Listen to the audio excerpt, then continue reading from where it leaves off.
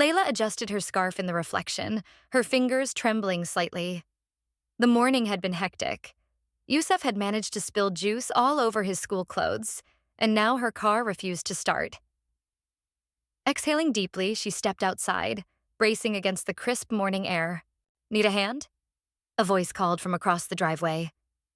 Turning, Leah spotted Daniel, her next-door neighbor, making his way toward her. Dressed in a faded hoodie and holding a grease-marked cloth, his easy grin made her feel both thankful and slightly uneasy. "I think it's the battery," she muttered, glancing at the vehicle. "Mind if I check?" Daniel asked, his tone warm yet courteous. She hesitated briefly before nodding. Daniel lifted the hood and examined the cables with focused precision. Meanwhile, Yusuf peeked through the front doorway, his face alight with curiosity. "Looks like a loose connection," Daniel observed. "I can tighten it up if you'd like." "Please," Leah replied softly. "That would be really generous of you." Within minutes, the engine roared back to life. Layla offered a small but sincere smile. "Thank you," she said, shifting uncomfortably. "I'm not exactly great with these things." "No big deal," Daniel chuckled. "Glad to be of assistance." As Leah reached for her wallet, Daniel lifted a hand. "No need. Just happy to help." That evening, as she stood by the sink washing dishes, her mind drifted back to him. He seemed thoughtful, considerate even, but she reminded herself to be cautious. Experience had shown her that trusting too quickly could lead to heartache. Days passed, and their paths continued to cross. Each time, Daniel greeted her with a friendly nod, never intruding. One afternoon, as Leah sipped tea on her porch, she heard laughter from the sidewalk. Yusuf's bicycle chain had jammed, and there was Daniel, kneeling beside him, demonstrating how to fix it.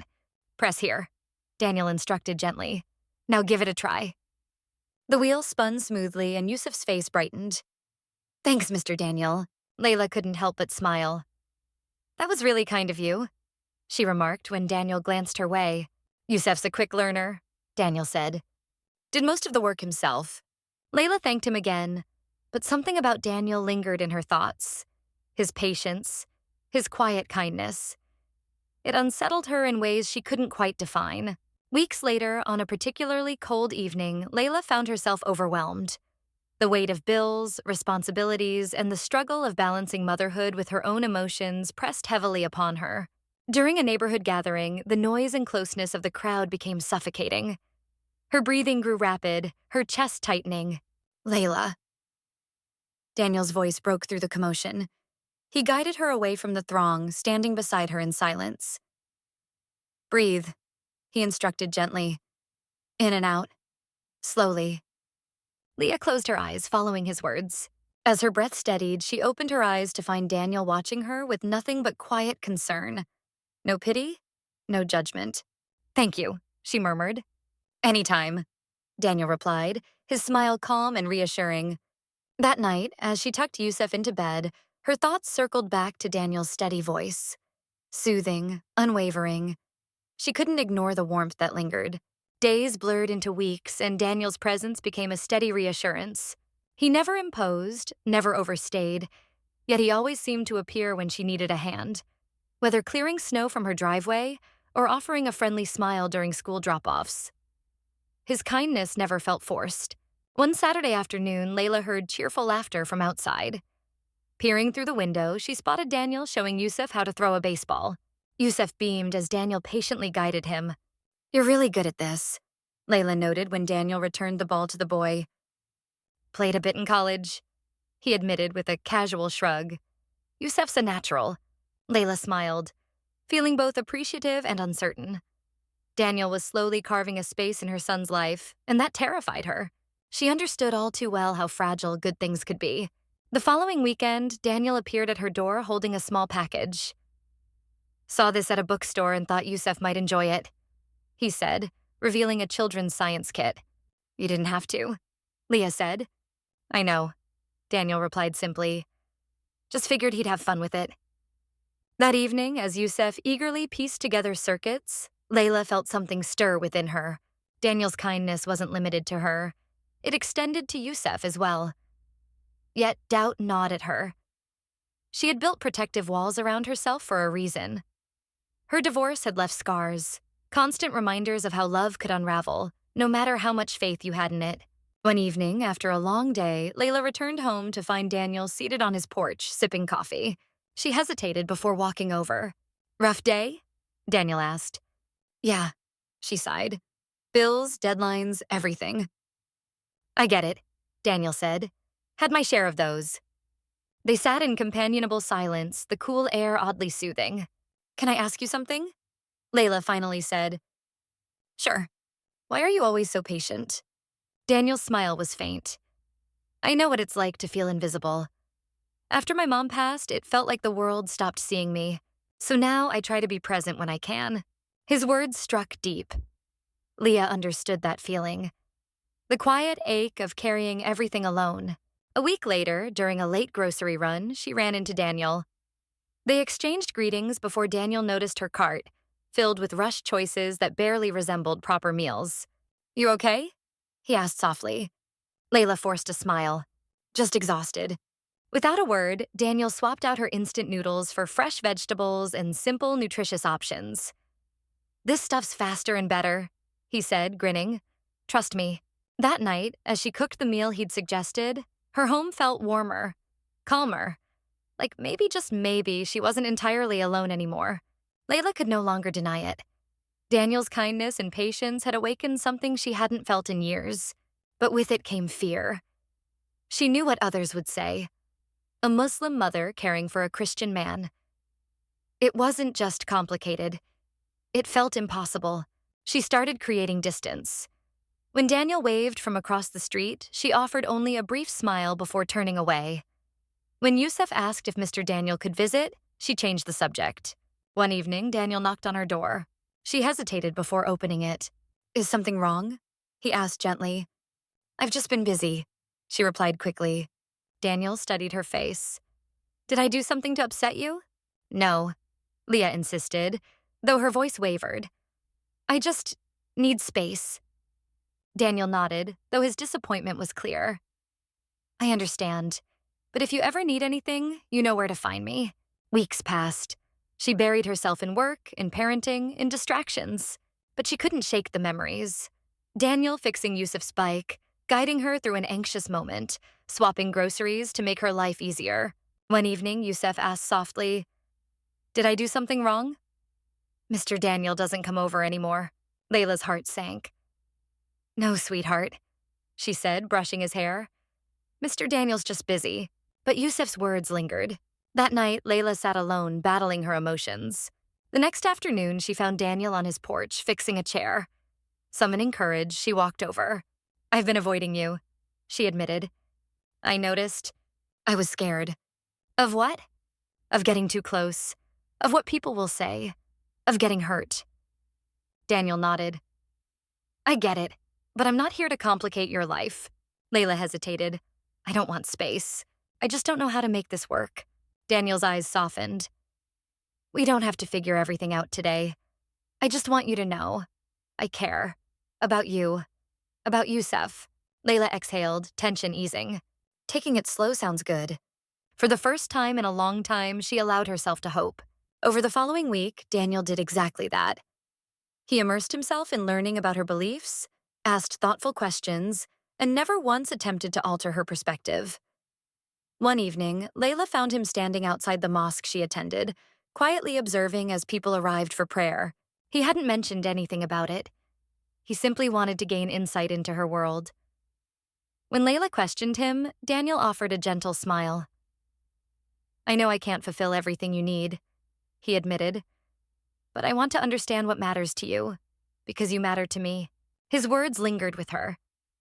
For the first time, she felt something more powerful than fear. Trust. Not just in Daniel, but in herself.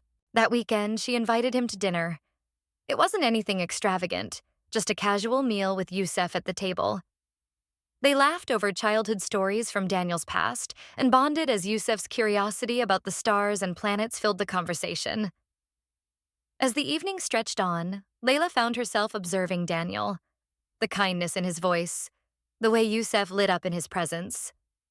She realized love didn't have to mean sacrificing herself. It could mean discovering someone willing to meet her halfway. When Daniel left that night, he hesitated at the door. "No matter what happens," he said softly, "I'm grateful I met you." Layla's voice was steady as she responded, "I'm glad I met you too." In that moment, she understood it wasn't about having all the answers or choosing an easy path. It was about two souls finding common ground through patience, respect, and something much stronger than fear. Over the next few weeks, Layla and Daniel settled into a quiet rhythm. There were no grand gestures or hasty commitments, just small, natural moments. Daniel would wave from his porch as she returned home from work, and sometimes she invited him in for tea. Yusef, of course, was always thrilled to have Daniel around. His presence felt like comfort, not complication. One evening, as Layla set the dinner table, Yusef spoke up. "Mr. Daniel's really nice," he said thoughtfully. "Is he going to be part of our family now?" Layla froze, her heart clenching. "Why do you ask?" She responded carefully. Yusef shrugged. "Because when Dad left, you were sad a lot, but now you smile more." His words stayed with her. Yusef's happiness was everything, but the fear of risking it again made her hesitate. What if this wasn't meant to last? What if this warmth was only temporary? Later that night, Daniel called. "I'm heading out of town for a few days," he said. "Just wanted to say goodbye." "Everything okay?" Layla asked. "Yeah," Daniel assured her. "Just visiting my sister." When the call ended, Layla realized how much she would miss him. Not just his presence, but the quiet reassurance he brought. That night, memories flooded her mind. Daniel fixing her car, calming her during her panic attack, teaching Yusef how to throw a baseball. Each moment felt solid, genuine, the kind of love she never thought she'd find again. When Daniel returned, she invited him over for dinner. The evening was filled with laughter, stories, and silent glances that conveyed more than words ever could. As they cleared the table, Layla finally spoke. "I'm scared," she admitted. "I don't know how this works, how we make this work." "We figure it out," Daniel said softly. "Together." Layla exhaled, feeling her heart steady. "I want that," she whispered. In the following weeks, their connection deepened.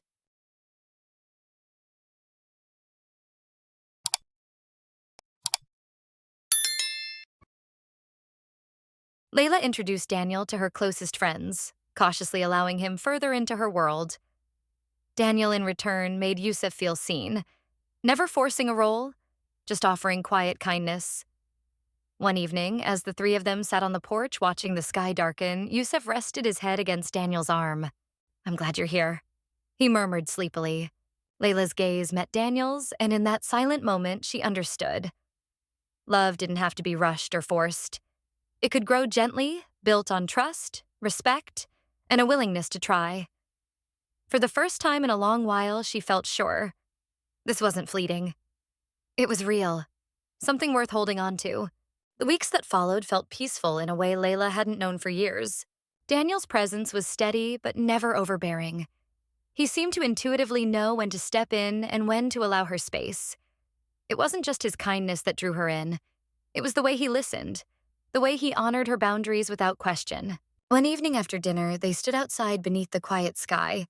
Yusef had already drifted off to sleep, leaving the two of them in a comfortable silence. "I've been thinking," Daniel said gently. "I know you're worried about what people might say, about how this fits into your life." Layla looked down, her fingers curling into her sleeves. "It's not just what others think," she admitted. "It's my faith, my values. I can't compromise on those." "I wouldn't want you to," Daniel replied. "That's part of who you are, and I'd never ask you to change that." His words eased something inside her, though doubt remained. "But what if it's not enough?" she asked. "What if this doesn't work?" Daniel's expression softened. "Then at least we'll know we tried, with honesty and our whole hearts." His response wasn't perfect, but it was real, and that was enough. A few days later, Layla picked Yusef up from school and overheard two women whispering nearby. Their words, though hushed, stung. "Did you see her with that man again?" one murmured. "I heard he's not even Muslim," the other responded. "What kind of example is that for her son?" Layla kept her head down, pretending not to hear. But the comments clung to her thoughts. That evening, as she prepared dinner, her mother's voice echoed in her mind. Reminders of how vital it was to protect her family's values, to choose wisely. When Daniel called that night, she let the phone ring. She told herself she needed space, that avoiding him was easier. But the ache that followed made her realize she wasn't protecting herself. She was retreating. 2 days later, Daniel appeared at her door, concern evident in his eyes. "I haven't seen you around," he said quietly. "Is everything okay?"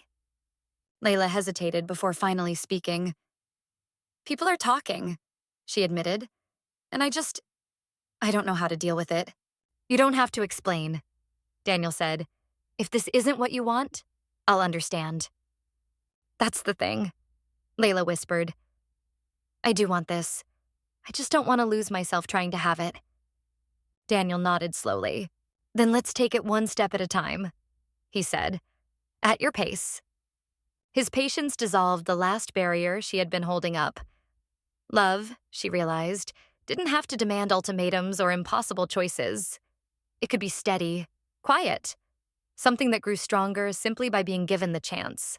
That weekend, as they sat together on the porch with Yusef fast asleep beside Daniel, Layla leaned back, her heart at peace. She didn't have all the answers yet, but she understood now. Love didn't have to be perfect. It just had to be real. I could almost picture it. A group of young boys, untamed and free, their faces alight in the glow of the campfire. Further along, we came across an aged wooden pier, worn down by years of exposure. Dad leaned against a post, running his fingers over the weathered surface. "I kissed your mother here," he said with a quiet chuckle. I was so nervous I dropped my hat in the water. I laughed, but a warmth spread through my chest, knowing I was standing in the place where their love had first taken root. We continued on until we arrived at a rocky hill overlooking the vast sea. Dad settled down to rest, and I sat beside him. The view stretched out endlessly, waves rolling gently onto the shore. For a time, we simply sat in silence. Then, out of nowhere, Dad started speaking. Not about the island, but about life. "I worked so much when you were little," he murmured. "I always worried you'd feel like I wasn't there enough." I turned to him, caught off guard by the remorse in his voice. "You worked hard for us," I reminded him. "I never doubted that you loved me." A faint smile touched his lips. "I just wanted to make sure you had more than I did growing up." I reached for his hand, feeling its warmth, rough from years of labor, yet steady and strong. "You gave me everything," I said. "Not just things, but yourself." His fingers curled around mine, and for a while we didn't need words. We just sat there, the sound of the waves filling the silence, a quiet comfort between us. When we finally rose to leave, Dad lingered a moment, taking in the view one last time. "I've always loved this place," he murmured. "But being here with you, this is even better." His voice was soft, almost as if he were speaking to himself, but I caught every word. And in that instant, I realized this trip wasn't just for him. It was for me, too. That evening, we wandered back toward the shoreline. The sky had turned a deep amber, the sun hanging low like a glowing ember. Dad's steps had slowed, his breathing heavier, yet he pressed on. "Just a little further," he said. "I want to show you something." We followed a narrow trail that led to a secluded cove. The water was calm, barely lapping at the shore. Dad walked ahead, pausing beside an old tree with gnarled branches twisting skyward. He reached out, tracing the bark with his fingertips. "I used to sit here for hours," he said softly. "Whenever I felt lost, this is where I came to think." Pulling a familiar pocket knife from his jacket, the one he had carried for years, he carefully carved our initials into the bark. "Now, you'll always be here too," he said with a smile. A lump formed in my throat, overwhelmed by the gesture. "You know," he continued, "life doesn't always turn out the way you expect. I thought I'd spend my whole life here. But things changed. I had to go, find work, build a family." He paused, gazing at the tree as if seeing a younger version of himself. "I don't regret it," he said, his voice steady. Not for a second, because I got you. His voice wavered slightly, and in that moment, I glimpsed something rare. Vulnerability. Not the unwavering, dependable man I had always known, but a father who had sacrificed more than he had ever let on. You gave up so much, I said quietly. He turned to me with a gentle smile. I didn't give up anything, he replied. I chose you. His words settled deep within me. I suddenly saw all the love woven into his sacrifices. The late nights, the long hours, the dreams he may have had for himself but set aside to give me everything. I'm proud of you, I whispered, my voice barely audible. He blinked, clearing his throat. And I'm proud of you too. We stood together, watching the sky fade into deep shades of violet and blue. The air had grown cooler, but when I reached for his hand, it was warm. Let's head back, he said. I think we've had enough adventure for one day. As we walked away from the tree, I glanced over my shoulder one last time. The initials, his and mine, stood out clearly against the bark, a silent promise that no matter where life led us, we would always have this moment. The morning we left the island felt different. The air was still, the sky pale, streaked with soft clouds. Dad moved more slowly than usual, his energy waning. I offered to carry his bag, and for once, he didn't protest. On the ferry ride home, he said little, gazing out over the water, his eyes distant. I worried the trip had been too much for him, but then he turned to me with a quiet smile. I'm glad we did this, he said. I needed it. I nodded, at a loss for words. Somehow nothing I could say felt like enough. Back home, Dad slipped back into his usual routine, sipping coffee in his favorite chair, flipping through old newspapers, humming tunes from his youth. But there was something different about him. He seemed more at peace, like some part of him had finally found closure. One afternoon, he called me into the living room. On the table lay a weathered photo album. He patted the seat beside him, and I sat down. I found this last night, he said, turning the pages. The photos were faded, their edges curled with time. Some captured him in his younger years, black and white snapshots of him and his friends on that very island. Others showed him and my mother in their early days, their faces bright with hope. Then he stopped at a picture I had never seen before. Me as a child, perched on his shoulders at the beach. That was your first time seeing the ocean, he said. You were scared at first, but then you grabbed my hand and held on so tight. His fingers brushed the photo. That's what I remember most, how you held on. My throat tightened as I swallowed hard. I always felt safe with you, I said quietly. He smiled, his eyes softening. I wanted you to. The weeks passed and life fell back into its familiar rhythm. But one evening, as the sun cast golden light through the house, I found Dad sitting by the window, silent for once. You okay? I asked. He turned, offering a small smile. Just thinking, he murmured. I've had a good life.